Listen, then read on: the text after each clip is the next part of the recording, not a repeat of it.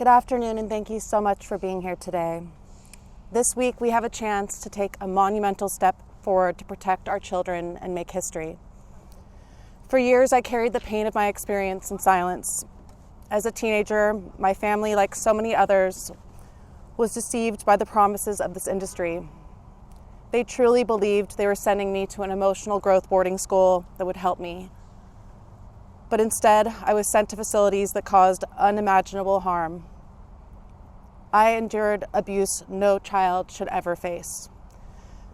Abuse that was physical, sexual, emotional, and profoundly isolating. Like so many others, I was told to stay quiet, that no one would believe me, and that my voice didn't matter. This is the heartbreaking reality for families who are preyed upon and misled by this industry's deceptive marketing. But I've since learned that my voice does matter, and now I refuse to stay silent. Why? Because over 200,000 foster youth and kids with disabilities across the country are being traumatized in the name of treatment.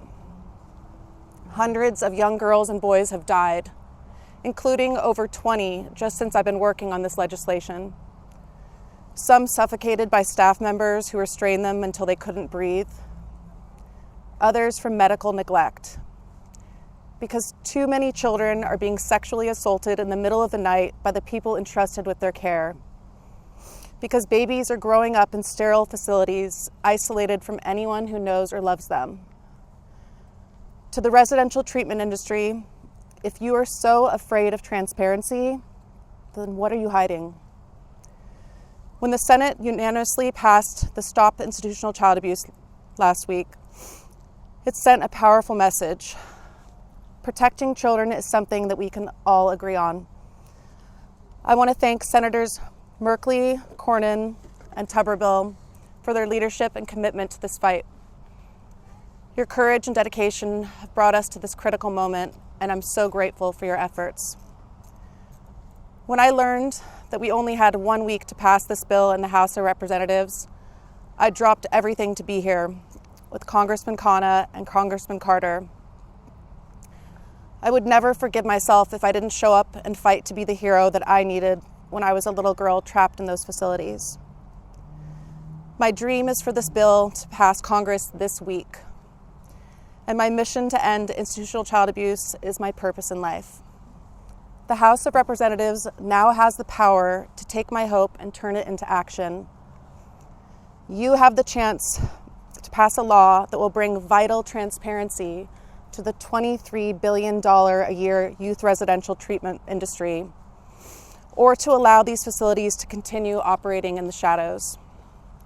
Make no mistake, delaying this bill means knowingly leaving children in harm's way. I want to thank House Majority Leader Steve Scalise and Speaker Johnson for their leadership.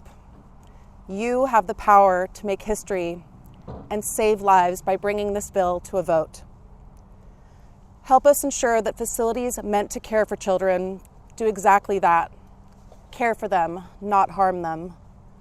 To the survivors, I see you, I hear you, and I promise you that I will never stop fighting for you. Your courage and strength are the reason that we're here today, and you inspire me every day to keep going. To my family, thank you for standing by me and for always supporting my impact work. It means the world to me. And to my son, Phoenix, who is here with me today. There he is. You are my world, my why, and every time I look at you, I feel an even greater responsibility to create a world where every child is safe. My children will grow up knowing that their mom fought to make the world a better place for them and for every child. This is a moment for the House to choose action over complicity.